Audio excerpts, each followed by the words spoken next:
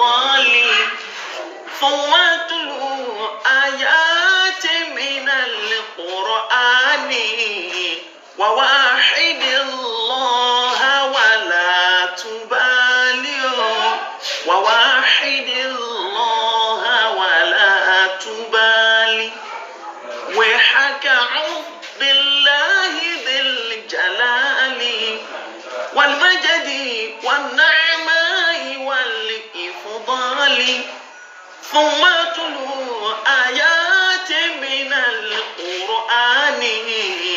ووحد الله ولا تبالي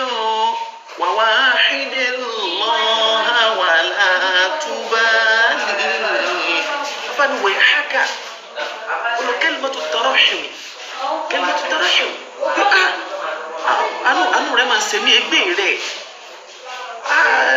rẹ mo sì káàánú rẹ mo wọ́ káàánú ìwúlódé ọ̀rùn sádi wá sọ́ra bíláàhì pẹ̀lú ọlọ́run dhil jalal ọba tó jẹ́ ibẹ̀ ní ìbùháyà ìkàǹkà òun ló ní wal majd òun náà ní dhil majd òun náà lọ́ba tó ní títóbi gíga nílápẹ́lẹ́ òun ló ní kéèyàn tóbi òun náà ló tún ní wan na'amai àti ìdẹ̀ra ìrọ̀rùn ìdẹ̀kùn òun náà ló ní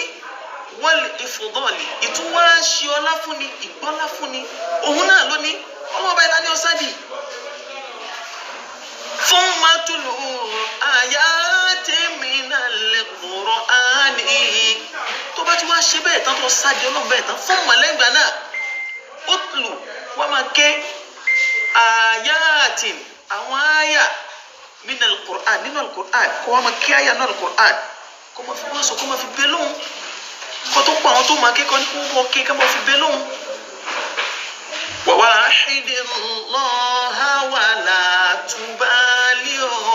wa wahidillaha wala tubali wa wahidillaha kó tó wá ṣe ọlọ́run ọba láṣọ kó ṣe lónìí kan mọ́ mú kankan bí ma wala tubali tó bá ti ṣe bẹ́ẹ̀ la tubali mọ́ wọ́rì mọ́ ọkùnrin lámá nípa gbogbo ẹni tó bá wù tí bá ń ṣe aburú sí ọ padà ṣẹ́gun ọ padà borí wọn torí pé wọ́n ti sàn fi ọlọ́run sì ti wọ́n tì í. ويحكى أعوذ بالله ذي الجلال والمجد والنعماء والإفضال